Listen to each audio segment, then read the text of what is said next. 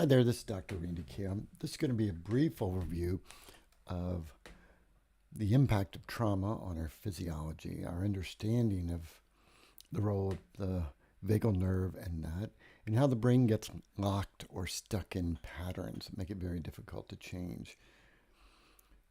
So first, we'll do a quick overview of what's called polyvagal theory.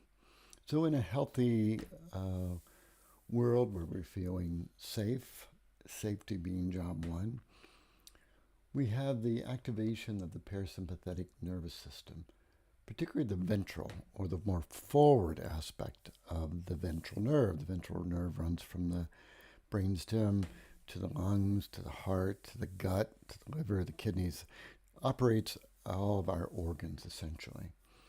And so when there's parasympathetic activation of the ventral vagal complex, complicated word to say that when we're sort of comfortable, relaxed, and feeling safe, our heart beats slowly, we don't have unusual sweating, our blood pressure is normal, there's good circulation, all of these things are happening. And in our social world, we're curious, we're open, we connect with others, we do not feel that we need to protect.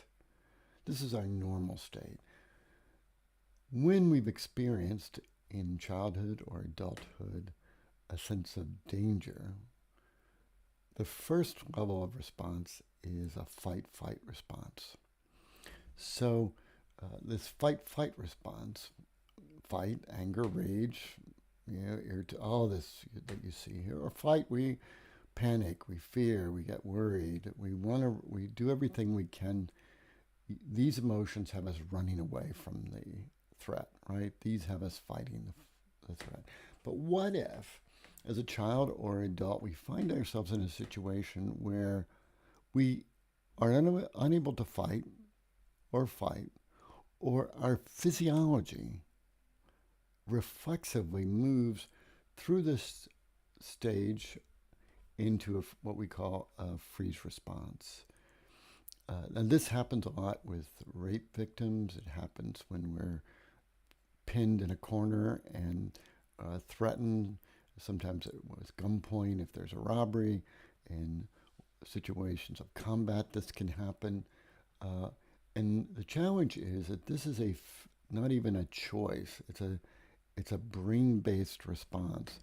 And we understand that a little better when we can think of the three-parted brain, the lizard brain, the mammal brain, and the human brain. And so the lizard reptilian brain is really autopilot. The mammalian brain is much more animalistic. Some memories, some habits, some emotions, but it's the seat of the fight-flight response. The neocortex is where we get to reason, think things out, recognize all these things, abstractions, all the things that make us as humans unique, right? So when we aren't able to figure out a way to be safe using all of these components, the next level is the mammal brain, the animalistic brain, sort of. It's much more the limbic system. It's a fight-flight. We don't think well. We don't connect well. We don't reason well. We're much more emotional, reactive, easily brought to agitation. There's a state of hyper-arousal when this is overactivated. Now, there could be circumstances as a child that chronically activate this fight-flight response. And there can be situations as a child or as an adult, really, to activate this, that sort of move through this very quickly to where we have this lizard brain or reptilian response. This is the freeze response. And when this happens, and it can be after lots of activation here, but not often. It's when there's a perception that there's nothing that we can do. It may be inaccurate or accurate, but when this gets activated, then we're not able to respond. We dissociate, we go numb, we shut down, we aren't able to, in that moment, as long as the threat is present, to respond differently. And a lot of times, rape victims or folks that are, threatened and somebody breaks into their house, and there's no evidence of a gun or something. Why didn't you fight back? Why didn't you do something? Why didn't you mobilize? Well, the movement through to this reptilian response is not predictable. It's not well understood. If you are a Navy SEAL, you are trained and relentlessly trained to never go here, right? So all sorts of exposure to situations that hold you in this fight, but typically at very low levels where you're able to still manage breathing, focus, engagement with others.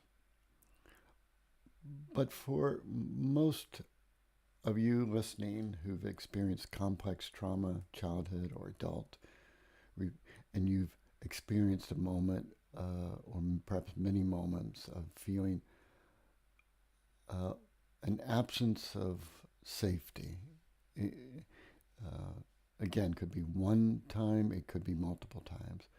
But once this activation occurs, then the brain and the vagal nerve activation pathways change.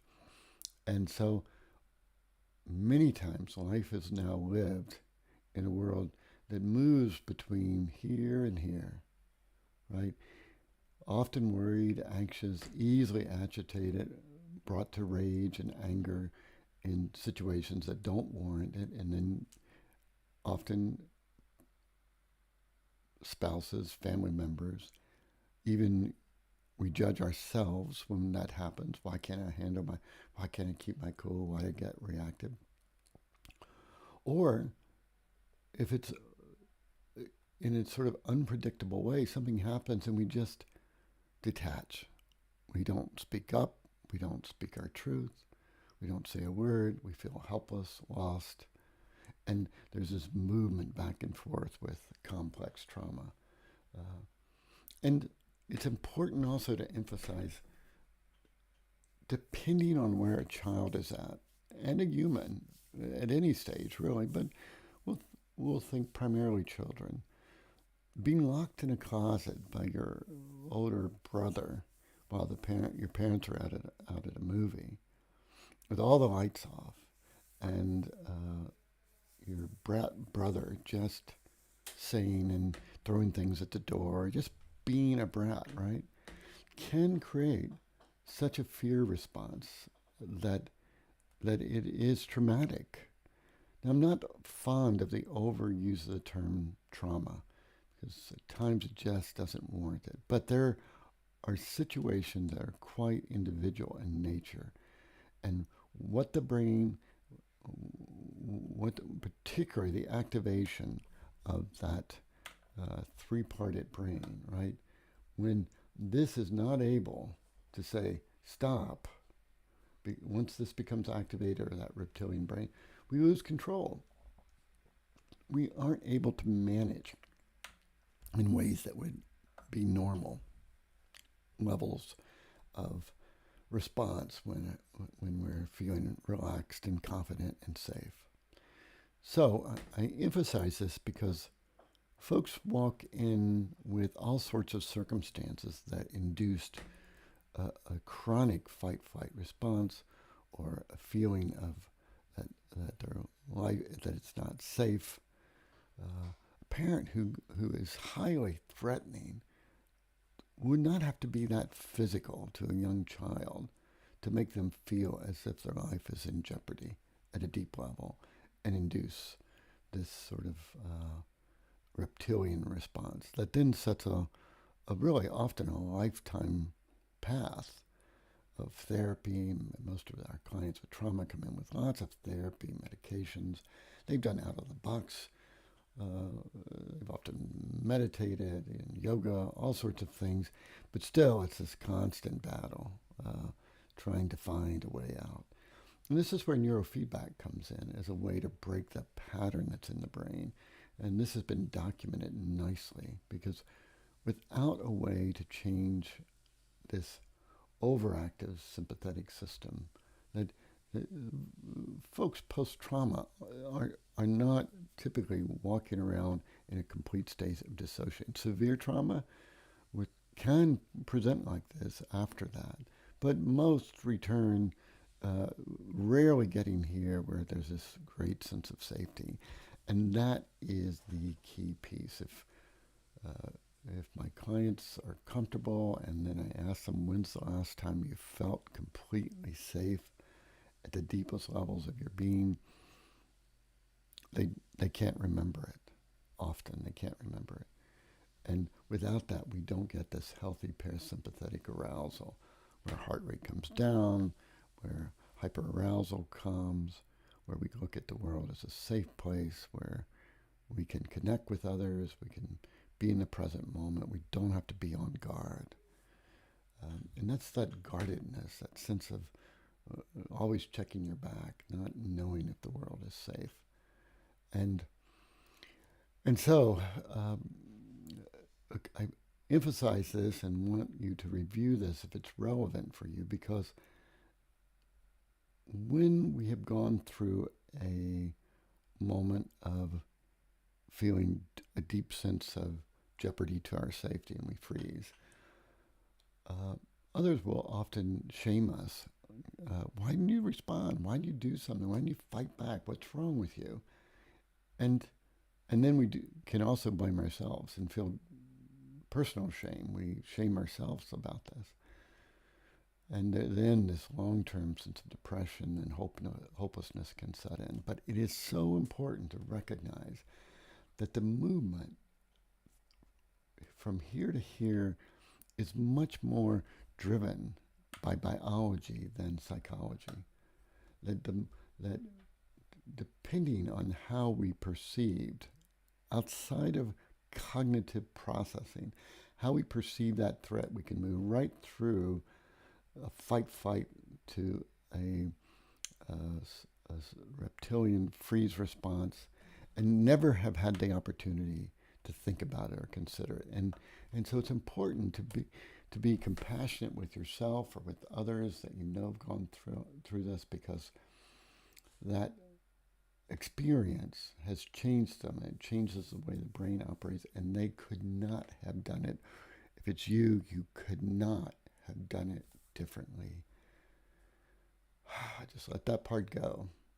And now know that the key is that this locked-in process that has the sort of lizard brain, mammalian brain, and you would know if the lizard brain still has control, because under conditions of stress, there's still this numbness, this dissociation, this sort of helplessness, that maybe you're good with low levels, but if several things happen, then you just find yourself non-responsive, and in the moment feeling hopeless.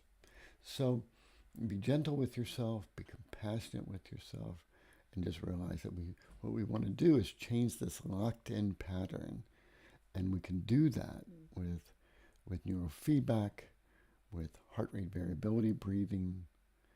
I also like the non-sleep deep rest, which you can find this on YouTube. But when we do neurofeedback, and if you have complex trauma, it is important to recognize the self-effort in being able to activate this ventral vagal complex. And heart rate variability breathing done consistently over several months will play an important role in deactivation of this fight-freeze response. And then when we're doing brain training, neurofeedback, at the same time, we're able to optimize getting the brain to move and those deeper regions of the brain to respond, and recognizing that right now there is safety, and there's the need to be on guard, to be vigilant, is not present in this moment. A couple final comments. When you have experienced 10, 20, 30 years of sympathetic arousal, where there's this constant worry, anxiety, never feeling safe, easily reactive, easily agitated, easily brought to anger or rage. And then if it's severe, if you've been living in this place, then changes in physiology and brain state are inevitable. We can see it in the QEEG, the brain maps, and we can also predict that this level of stress often brings autoimmune conditions after 20, 30 years, thyroid issues, adrenal issues, A1C, blood pressure issues. It is well documented that this constant state of sympathetic arousal will affect our health detrimentally. So it becomes critical to be able to get our bodies and mind into this parasympathetic arousal. The ventral is the frontal region of the vagal nerve. This dorsal parasympathetic is the posterior, the sort of backside of the ventral complex. And so when we're frozen, this is activated. It's an old system back to that lizard brain component. But this typically,